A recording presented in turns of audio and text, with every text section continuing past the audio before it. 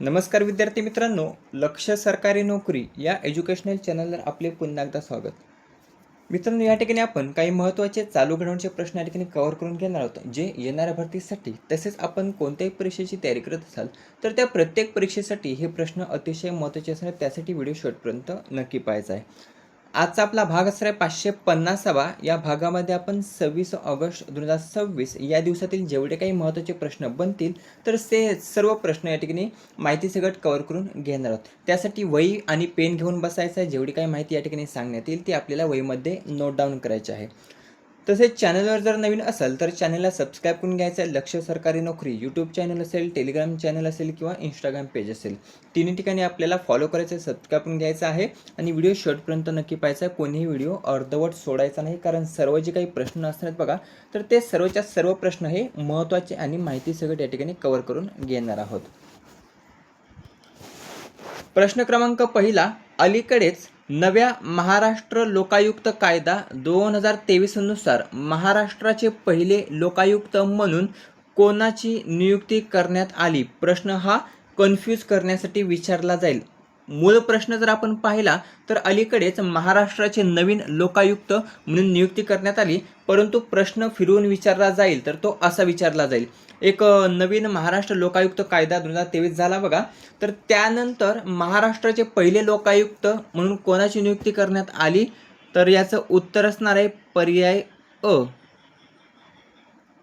न्यायमूर्ती सुनील बाळकृष्ण शुक्रे किंवा न्यायमूर्ती सुनील शुक्रे.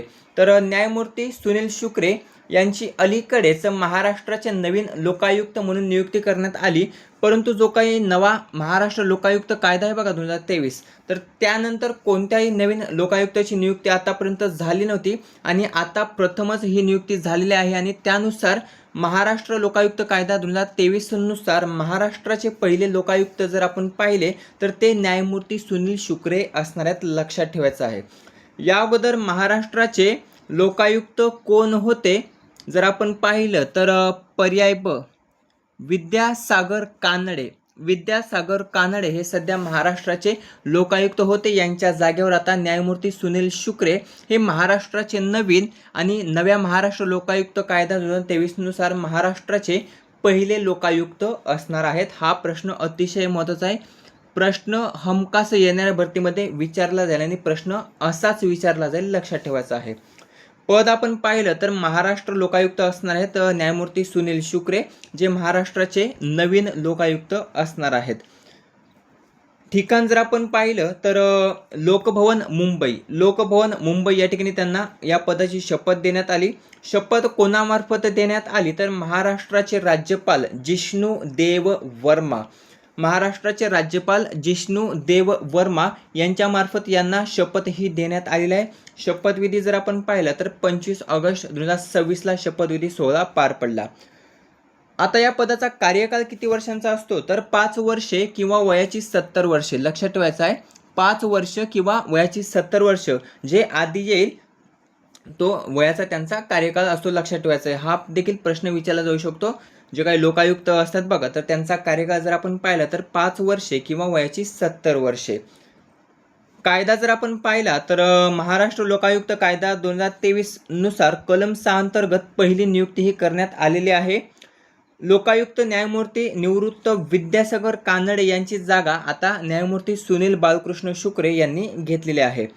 सुनील शुक्रे यांच्याबद्दल थोडीशी माहिती पाहिली तर पूर्वीचं पद त्यांचं होतं मुंबई उच्च न्यायालयाचे निवृत्त न्यायमूर्ती, लक्षात ठेवायचं आहे. नागपूर खंडपीठ जे होतं बघा, नागपूर खंडपीठ, तर त्या मुंबई उच्च न्यायालयाचे निवृत्त न्यायमूर्ती होते हे सुनील शुक्रे. कोल्हापूर आणि नागपूर येथे प्रधान जिल्हा न्यायाधीश देखील ते राहिलेले आहेत. कोठे तर कोल्हापूर आणि नागपूर येथे प्रधान जिल्हा न्यायाधीश देखील ते राहिलेले आहेत. उच्च न्यायालयामध्ये नियुक्ती त्यांची केव्हा झाली होती तर 2013 मध्ये झाली होती. सेवानिवृत्त केव्हा झाले? ऑक्टोबर 2023 मध्ये सेवानिवृत्त झाले. नंतरचे त्यांचे एक पद होते बघा, महाराष्ट्र राज्य मागासवर्ग आयोग. तर हे महाराष्ट्र राज्य मागासवर्ग आयोगाचे अध्यक्ष देखील राहिलेले आहेत. हा देखील प्रश्न विचारला जाऊ शकतो. अनुभव जर आपण पाहिला त्यांचा तर 20 वर्षाहून अधिक न्यायिक अनुभव आहे. जन्म त्यांचा 1961 साली झाला, 25 ऑक्टोबर. शिक्षण पुणे विद्यापीठ, doctor Panjabrao Deshmukh law college Amravati, LLB 1983. जर काही महत्त्वाचे पॉईंट जर आपण पाहिले तर नव्या महाराष्ट्र लोकायुक्त कायदा 2023 अंतर्गत पहिले लोकायुक्त कोण असणार आहे तर न्यायमूर्ती सुनील शुक्रे. राज्यातील भ्रष्टाचार नियंत्रणासाठी स्वतंत्र संस्था, त्यानंतर त्यांच्याच अहवालाच्या आधारावर नंतर राज्यामध्ये मराठा समाजाला 10% आरक्षण देण्यात आले होते. लक्षात ठेवायचं आहे, हा एक महत्त्वाचा पॉईंट आहे, हा विचारला जाऊ शकतो. यांचाच एक अहवाल होता आणि त्या अहवालाच्या आधारावर नंतर महाराष्ट्रामध्ये मराठा समाजाला हे 10% आरक्षण देण्यात आले होते. 1971 महाराष्ट्राने देशात पहिल्यांदाच लोकायुक्त कायदा केला होता. केव्हा तर 1971 साली. झालं एवढे क्लिअर. 4 पॉईंट लक्षात ठेवायचे आहेत या ठिकाणी. नवीन महाराष्ट्राचे लोकायुक्त कोण असणार? न्यायमूर्ती सुनील शुक्रे. प्रश्न फिरून विचारला तर महाराष्ट्र लोकायुक्त कायदा 2023 नुसार महाराष्ट्राचे पहिले लोकायुक्त कोण असणार आहेत? न्यायमूर्ती सुनील शुक्रे. त्यानंतर यांच्या अहवालावर 10% आरक्षण देण्यात आलं होतं मराठा समाजाला आणि महाराष्ट्राने देशात पहिल्यांदाच लोकायुक्त कायदा हा 1971 साली केला होता. प्रश्न क्रमांक दुसरा, 135व्या ड्युरँड कप 2026 फुटबॉल स्पर्धेचे विजेतेपद हे कोणी पटकावलेले आहे? हा देखील प्रश्न महत्त्वाचा, याला देखील आपल्याला स्टार मार्कून ठेवायचा आहे. एक प्रश्न विचारला जातो, ड्युरँड कप हा जो काही ड्युरँड कप आहे तर तो कोणत्या खेळाशी संबंधित आहे, असा प्रश्न भरपूर प्रश्नपत्रिकेमध्ये आपल्याला पाहायला मिळालेला आहे. तर हा जो काही ड्युरँड कप आहे बघा, ड्युरँड कप, तर त्यासाठीच आपण या ठिकाणी फुटबॉल हा शब्द घेतलेला आहे. प्रश्नामध्येच उत्तर भेटलं आहे आपलं. तर ड्युरँड कप हा फुटबॉल खेळाशी संबंधित असून अलीकडेच 135वी आवृत्ती पार पडलेली आहे आणि या 135व्या ड्युरँड कप 2026च्या फुटबॉल स्पर्धेच्या आवृत्तीमध्ये विजेतेपद जर आपण पाहिलं तर त्या ठिकाणी ईस्ट बंगाल FC, पर्याय क ईस्ट बंगाल FC या संघाने 135व्या ड्युरँड कप 2026 फुटबॉल स्पर्धेचे विजेतेपद हे पटकावलेले आहे. 2025ची जर आवृत्ती पाहिली तर त्या ठिकाणी नॉर्थ ईस्ट युनायटेड FC ने 2025 साली विजेतेपद पटकावले होते आणि यावर्षीच्या आवृत्तीमध्ये ईस्ट बंगाल FC ने विजेतेपद हे पटकावलेले आहे. लक्षात ठेवायचं आहे. आता ईस्ट बंगाल FC ने पराभव कोणाचा केला तर मोहन बागान सुपर जायंट या संघाचा पराभव करत ईस्ट बंगाल FC या संघाने विजेतेपद हे पटकावलेले आहे. हे त्याचं कितवं विजेतेपद असणार आहे तर 17वे, हे लक्षात ठेवायचं आहे. 17वे विजेतेपद हे त्याने मोहन बागान सुपर जायंटला हरवत मिळवलेले आहे. ईस्ट बंगाल FC जो काही 22 वर्षाचा जो काही त्यांनी वाट बघितली होती 22 वर्षाची, तर 22 वर्षानंतर पहिले आणि 17वे त्याचे विजेतेपद असणारे. लक्षात ठेवायचे, हा प्रश्न महत्त्वाचा आहे. जर विचारलं ड्युरँड कपची सुरुवात केव्हा झाली होती तर 1888 साली. 1888 साली ड्युरँड कपची सुरुवात झाली होती. पहिलं आयोजन शिमला या ठिकाणी करण्यात आलं होतं. कोठे? शिमला या ठिकाणी याचं आयोजन करण्यात आलं होतं. ड्युरँड कपचे आयोजन जर आपण पाहिलं तर ते Durand football tournament society DFTS आणि all India football federation AIFF यांच्याद्वारे केले जाते. तसेच यात भारतीय लष्कराच्या म्हणजेच इंडियन आर्मीचा देखील प्रमुख सहभाग असतो. आता घेऊया काही महत्त्वाचे मुद्दे. सुरुवात पाहिली तर 1888 साली पहिली आवृत्ती शिमला या ठिकाणी. 2025 विजेता north east united. East Bengal FC 2026चा विजेता पराभव मोहन बागान सुपर जायंटचा.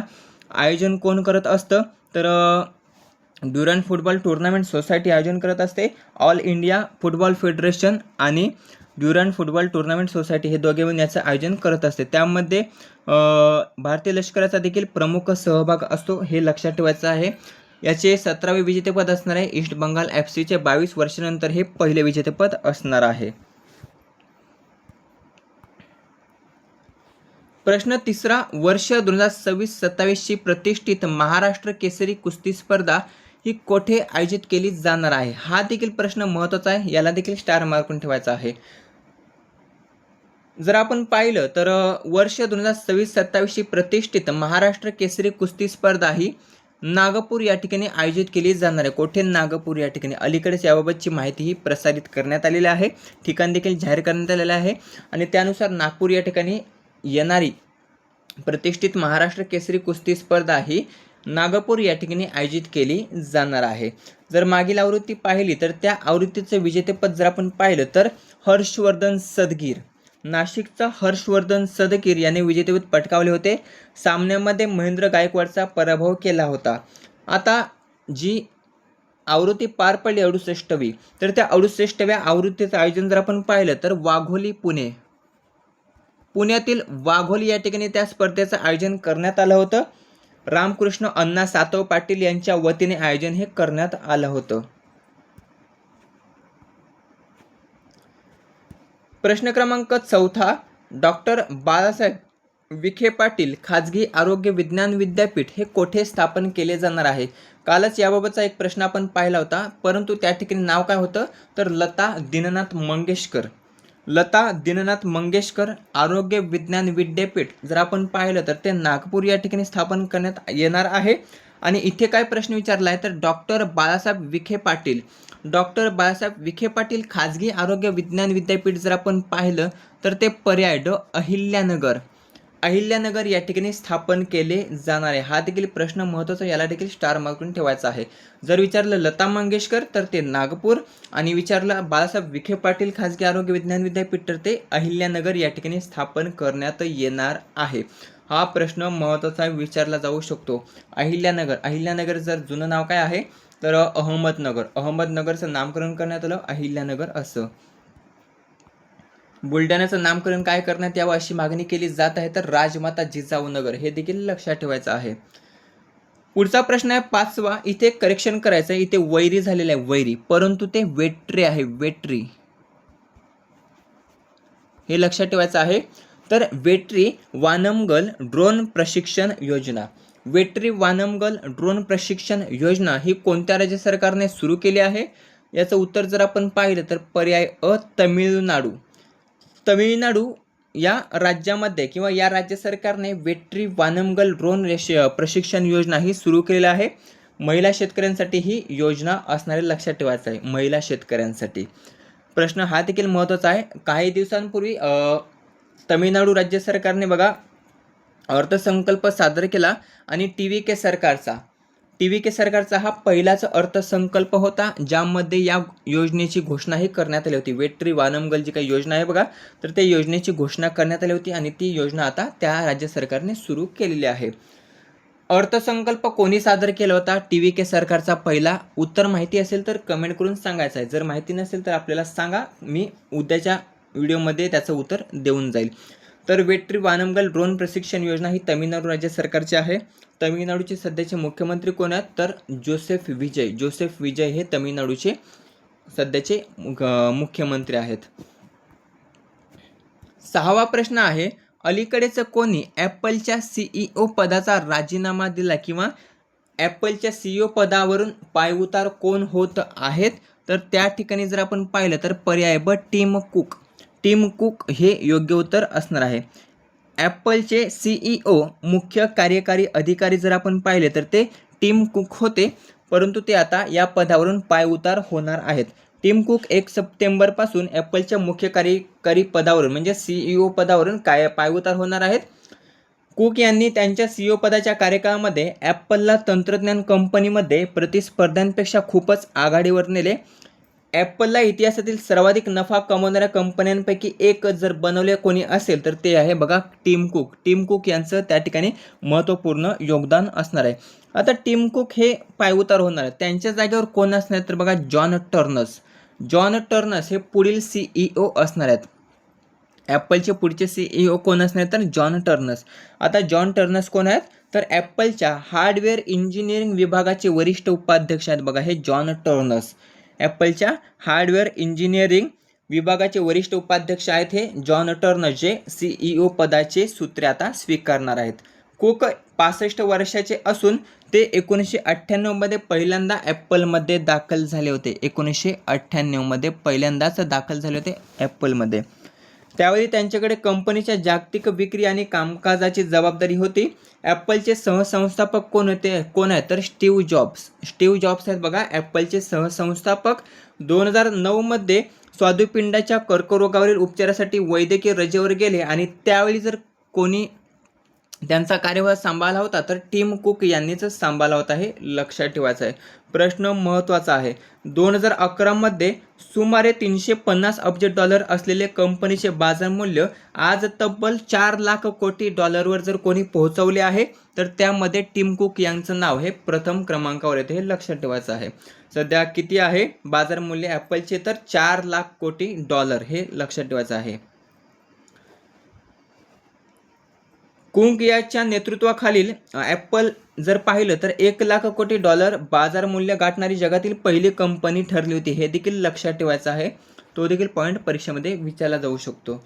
प्रश्न क्रमांक 7, कनिझा ओपन 2026 बुद्धिबळ स्पर्धेचे विजेतेपद कोणी पटकावले आहे?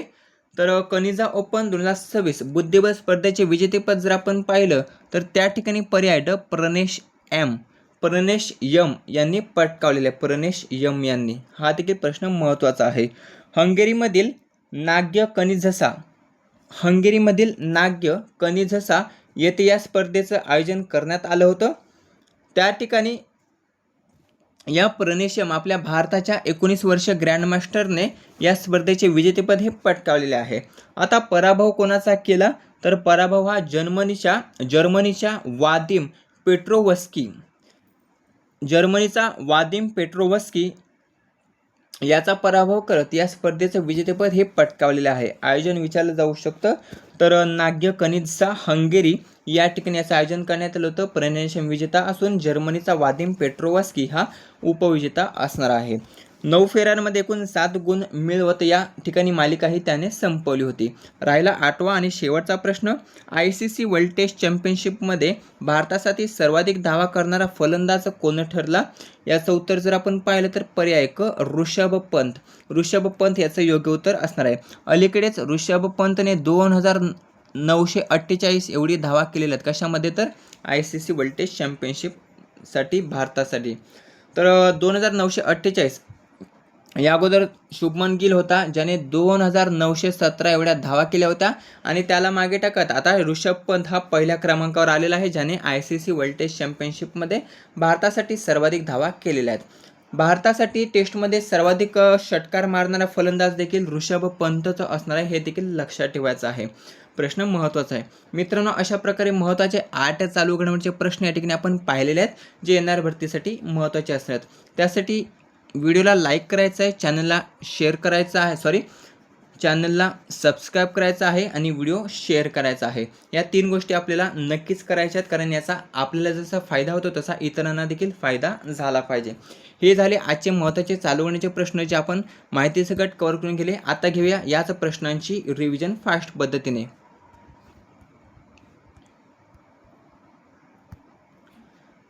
प्रश्न क्रमांक 1, महाराष्ट्राचे नवे लोकायुक्त कोण बनल्यात? न्यायमूर्ती सुनील शुक्रे. प्रश्नानुसार जर पाहिलं तर नव्या महाराष्ट्र लोकायुक्त कायदा 2023 नुसार महाराष्ट्राचे पहिले लोकायुक्त कोण ठरलेले आहेत? तर न्यायमूर्ती सुनील शुक्रे. विद्यासागर कानड यांची जागा त्यांनी घेतली आहे. 135वा डुरांड कप अलीकडेच आयोजित करण्यात आला. त्या स्पर्धेमध्ये विजेतेपद कोणी पटकावले? तर ईस्ट बंगाल एफसीने विजेतेपद पटकावले आहे. पराभव केलेला आहे मोहन बागान सुपर जायंट्सचा. आवृत्ती किती होती? 135वी होती. फुटबॉल या खेळाशी संबंधित आहे डुरांड चषक. वर्ष 2026-27 प्रतिष्ठित महाराष्ट्र केसरी कुस्ती स्पर्धा याचं आयोजन कोठे केले जाणार आहे? तर नागपूर या ठिकाणी आयोजन केले जाणार आहे. मागील आवृत्ती जी पार पडली होती ती पुणे या ठिकाणी पार पडली होती. डॉक्टर बाळासाहेब विखे पाटील खाजगी आरोग्य विज्ञान विद्यापीठ कोठे स्थापन केले जाणार आहे? तर पर्याय ड अहिल्यानगर या ठिकाणी अहिल्यानगर या ठिकाणी डॉक्टर बाळासाहेब विखे पाटील खाजगी आरोग्य विज्ञान विद्यापीठ स्थापन केले जाणार आहे. पुढील प्रश्न आहे वेत्री वानमगल ड्रोन प्रशिक्षण योजना कोणत्या राज्य सरकारने सुरू केली?